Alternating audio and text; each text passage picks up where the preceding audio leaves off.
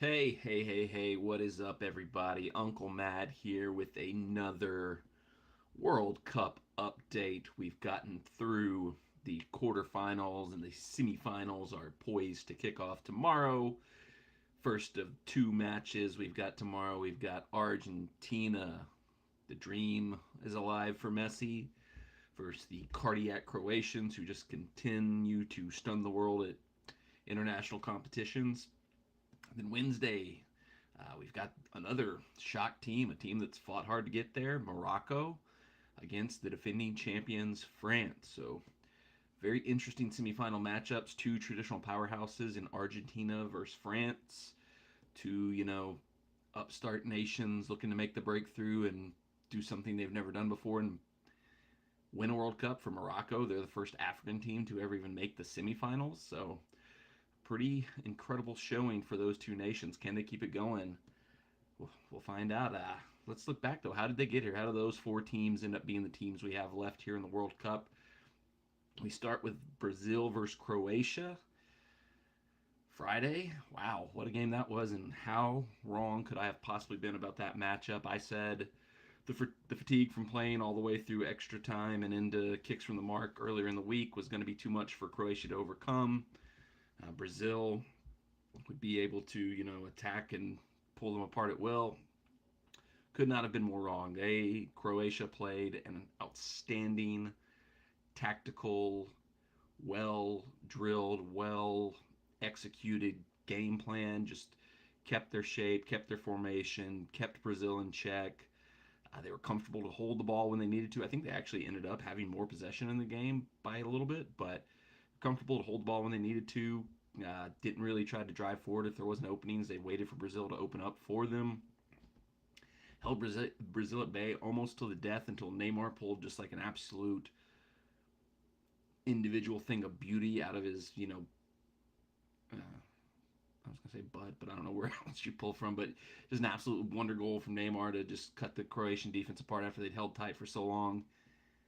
And then just the shock of the game was how Croatia scored the equalizer. It was baffling. If you're Brazil, you're up late in a World Cup quarterfinal matchup, and you somehow end up with six players in the attacking third, one player kind of in no man's land between the midfield and those six, between the defense and those six players, and three, really only two defenders back covering.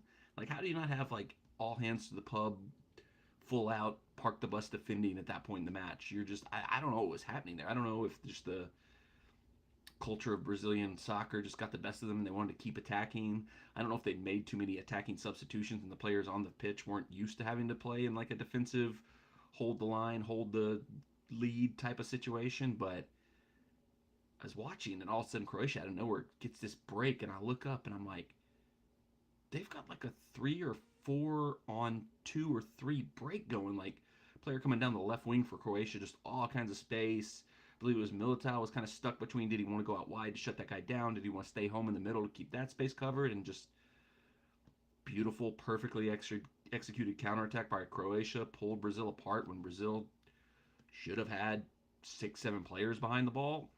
Score an equalizer at the death, send it into all the way to kicks from the mark, and the shocking thing there, to me, how does Neymar not take a shot in the kicks from the mark session in that game? Like, I understand, like, maybe you want to save him for the winning penalty or the most critical penalty, but for him to have just not taken a shot is just unforgivable. And, like, I can only assume he was wanting to be in the spot to score the winning penalty if it came to that. And that's fine. Like, if you want to save your best player, your best shooter for the potential winning penalty, that's great. But once you're behind and you get to a point where you have a penalty to potentially keep yourself alive or send your team out, how do you not throw Neymar up there at that point? How do you not say it doesn't matter? We're not going to get to the winning kick if we don't make this next one. You got to put your best players. Your best players have to shoot in the penalties. They just have to. And I don't know how you don't have Neymar shoot there. How you've got Neymar sitting there, and in a must-make penalty, you send a center back up to take it. It's crazy to me. We've seen this happen before. I think it was at Was it Ronaldo at one of the past World Cups where he ended up not taking a penalty in some situation? We've seen it before, and it makes no sense to me how you do that. You can plan to maybe say, hey Neymar, we're going to wait till we have a critical penalty that we have to make, thinking it might be the game winning one, but once you realize it's a make or go home one, you got to put him up there. And Brazil didn't do that. They were saving him to a shot that never came. It makes no sense to me. For me, I've seen a lot of people say like the fourth spot, that is outside of anything. That's where you should probably put your best player.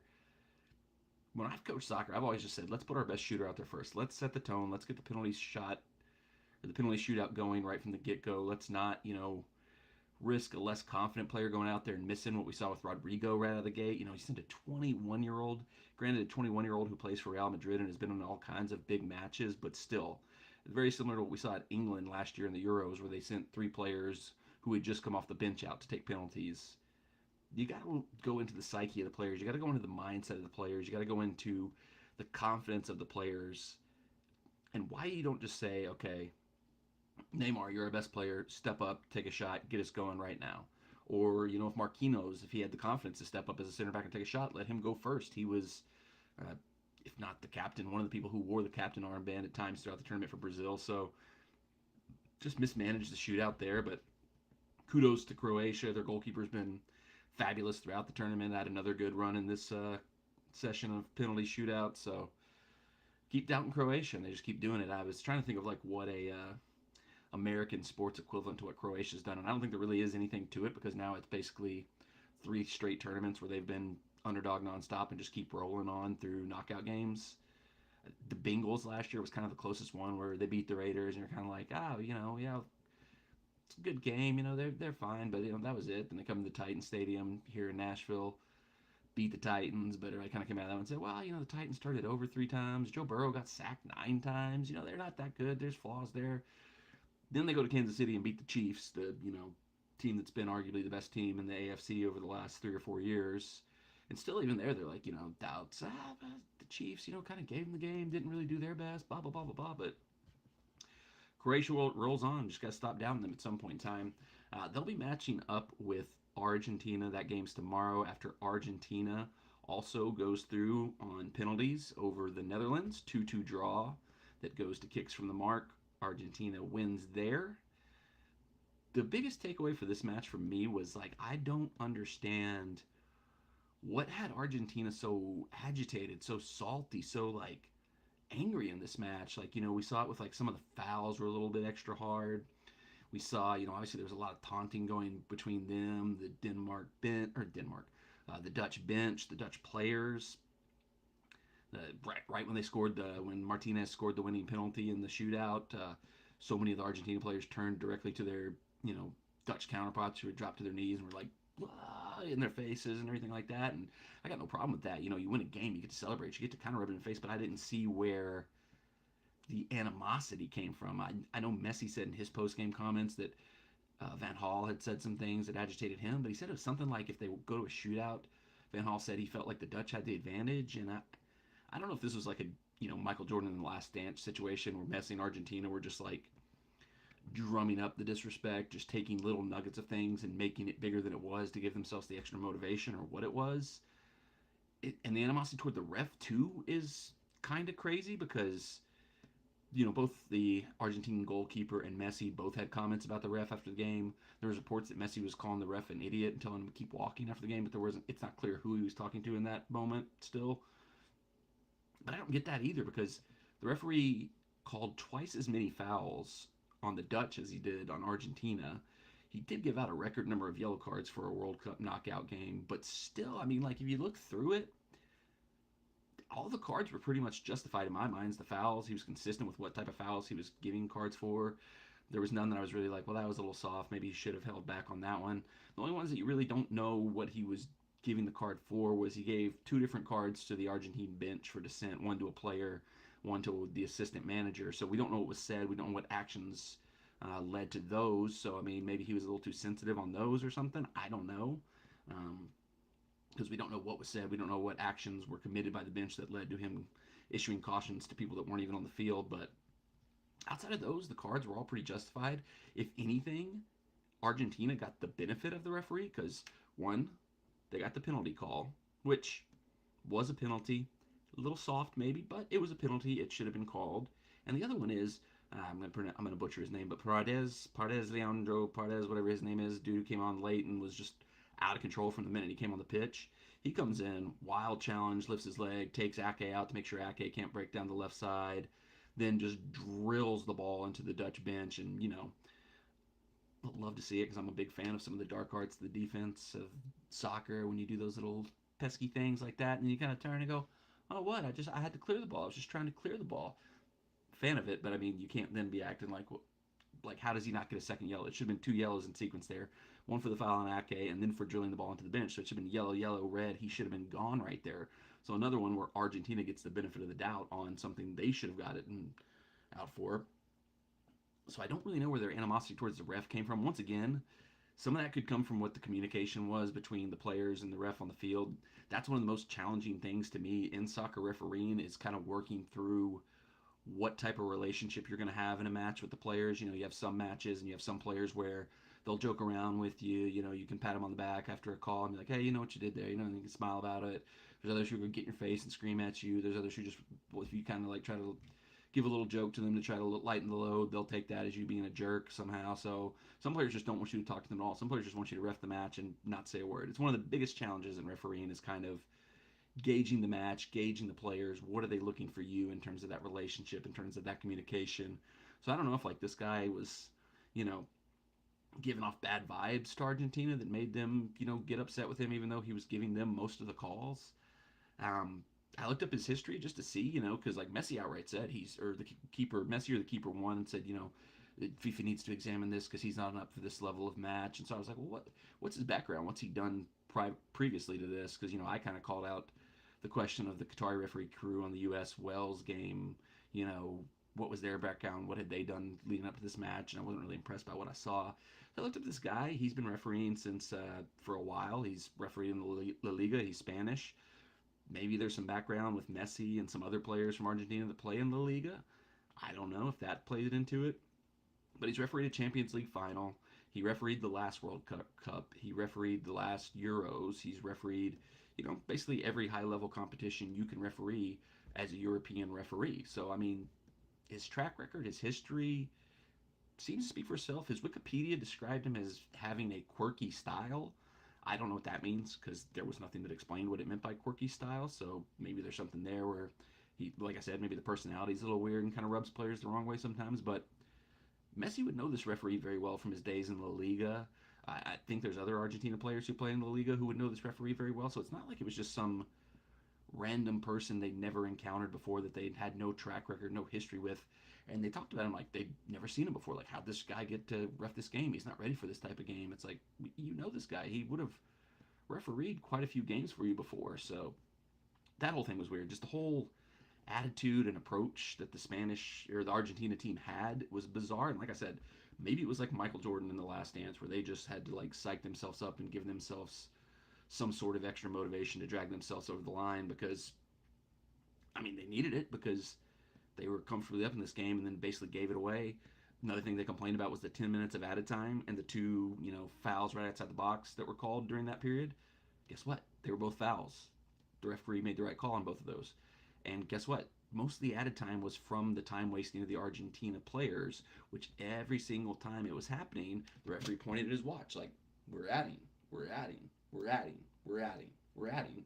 So you get to that point, he's told you multiple times, I'm adding time, I'm adding time. So why are you shocked that there was 10 minutes? Now, prior to this World Cup, I could see you seeing 10 minutes go up on the board and be like, holy crap, 10 minutes.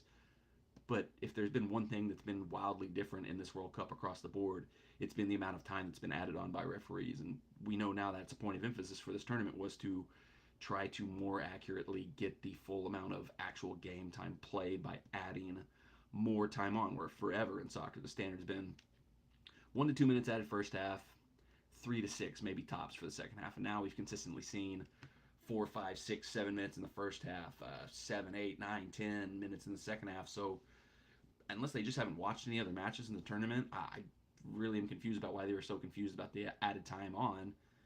And ultimately, they just went to sleep. And I mean, that second free kick goal was like really well designed where you think it's going to be a shot. You kind of stop paying attention on those sometimes when you just are sure the player's going to shoot because it's in such a decent spot to shoot from, and then they just slip a pass right into that giant. I think his name is Windhorse from the Dutch, who just like playing like Shaq in there, just bodied out the Argentine defender and just had a tap in easily. So, Argentina dropped the ball there. I mean, they had nobody. They really, for their performance in this match, they had nobody but themselves to blame.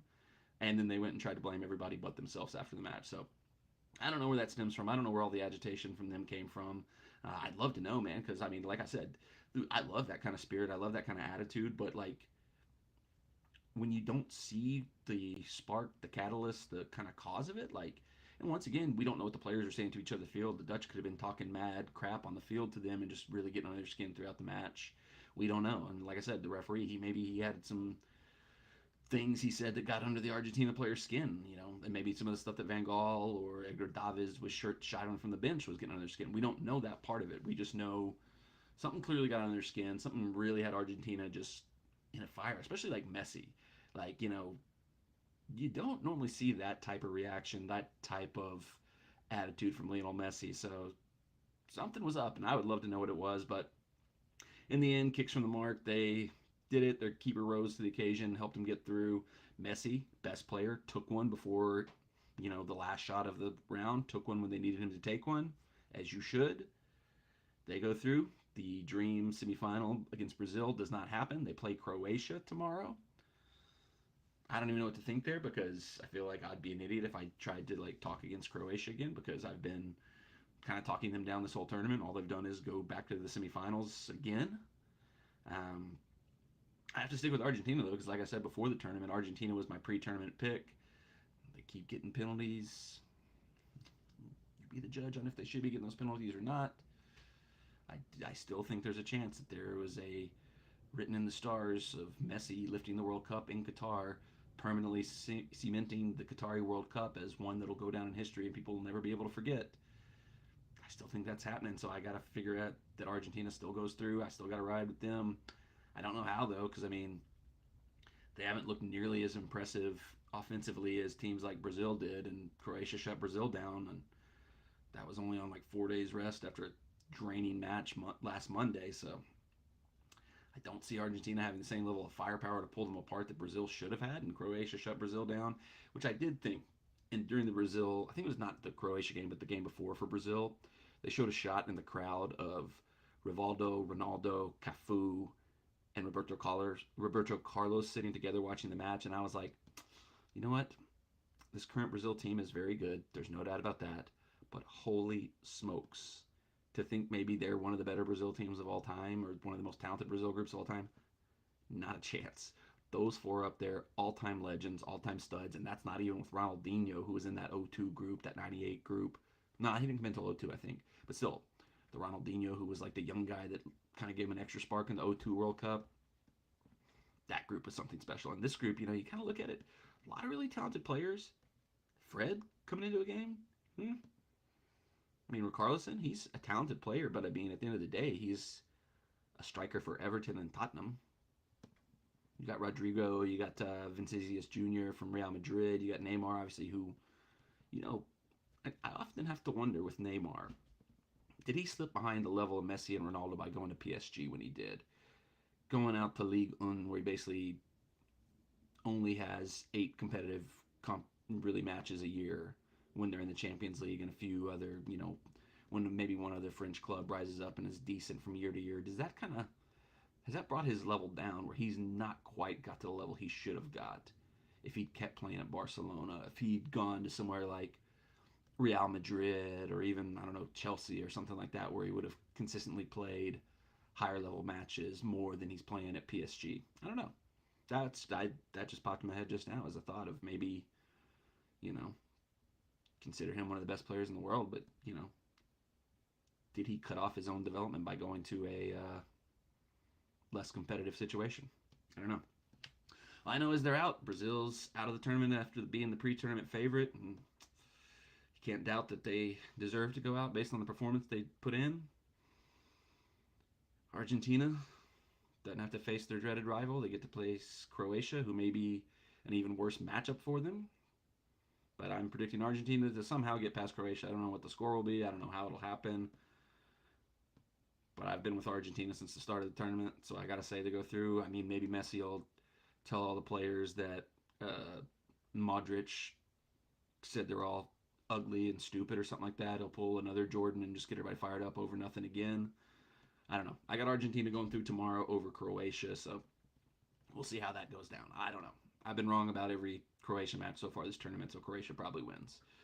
Other side, semifinal number 2 coming up on Wednesday. We've got France versus the biggest shocker of the tournament, Morocco. What a performance by them. And like, it's one where they just kind of quietly did it.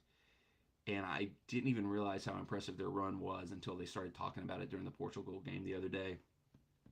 Only allowed 1 goal in the entire tournament, and it was an own goal.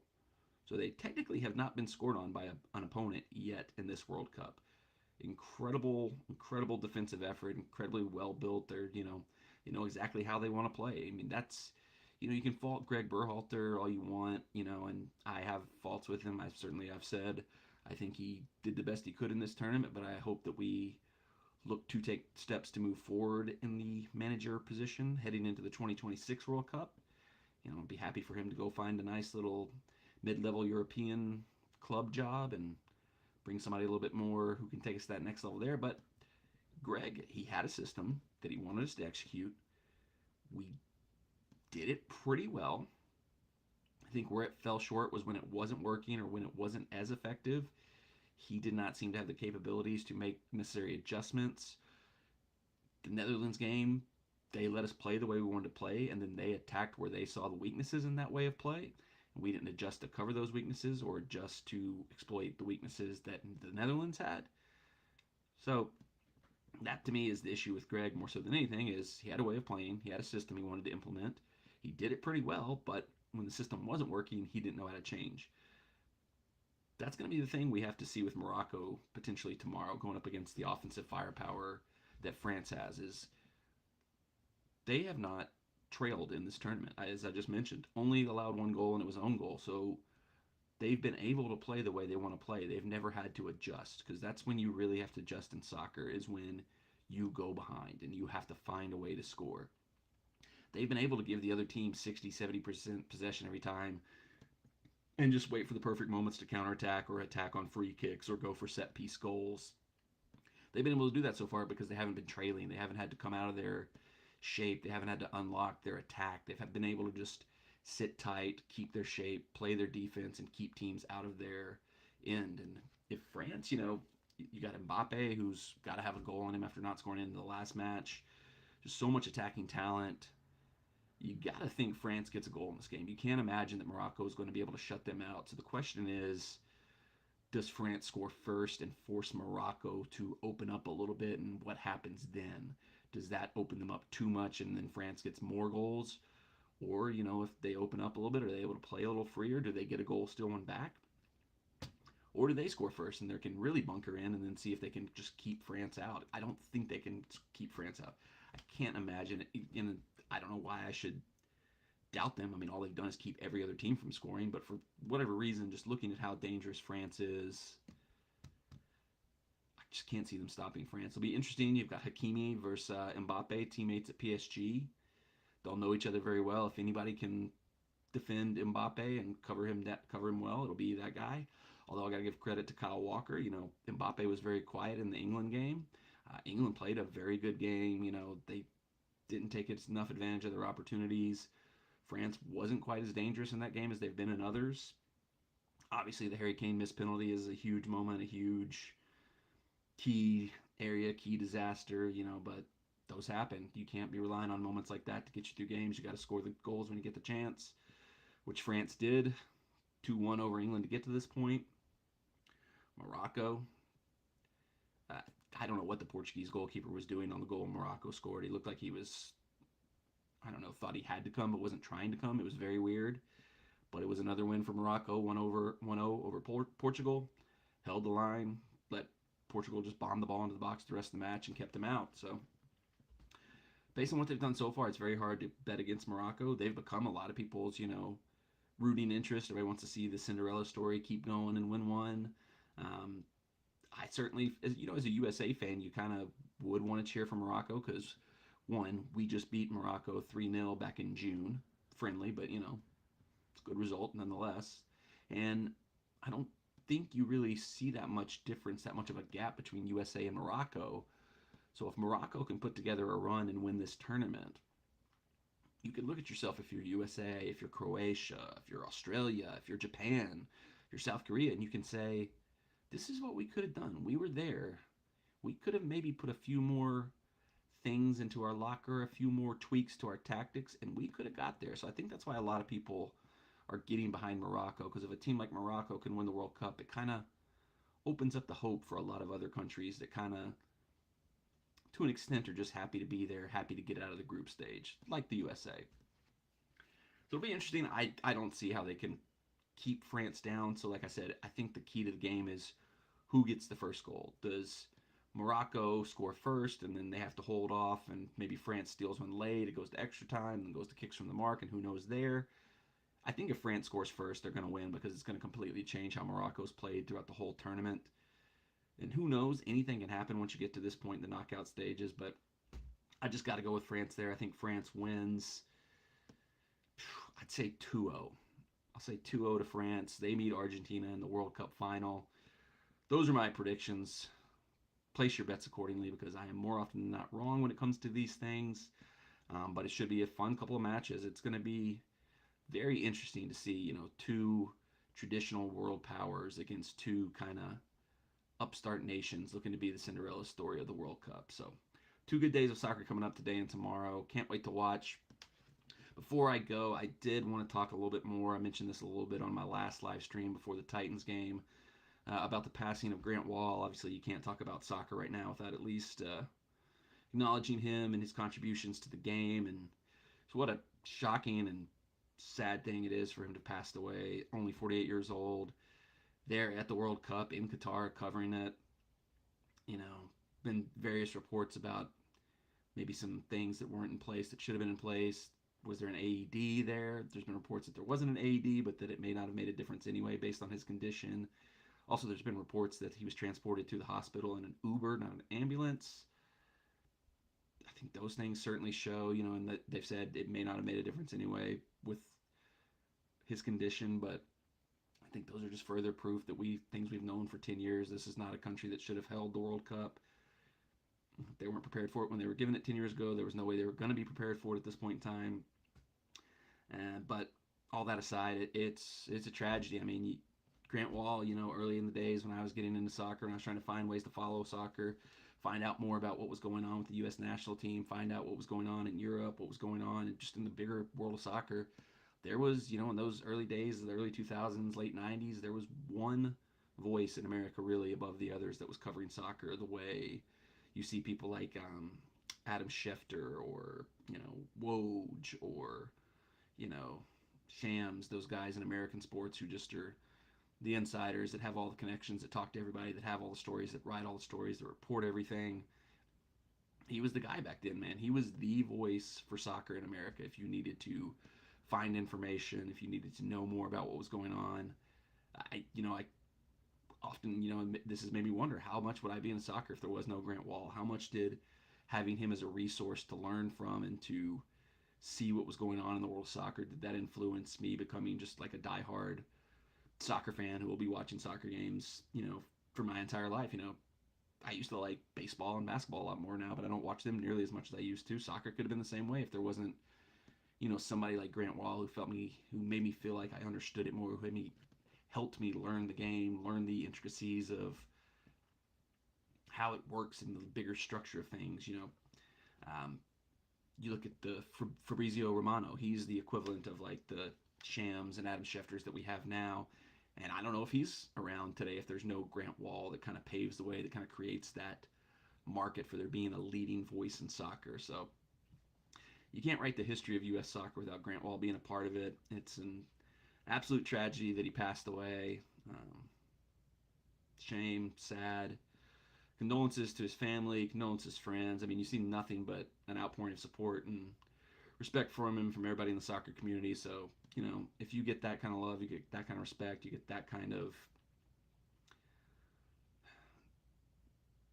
commemoration. You did something right somewhere along the way, and he's gone too soon.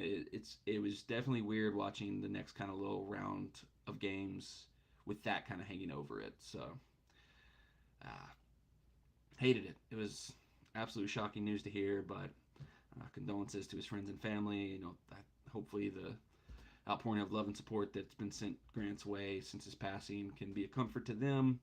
And hopefully there can be lessons learned from the situation. But that's all for this live stream. We've got two exciting games coming up to watch. We'll be back after those.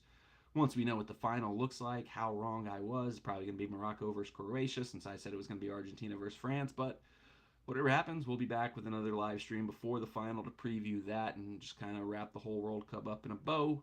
Thank you for watching. We'll be back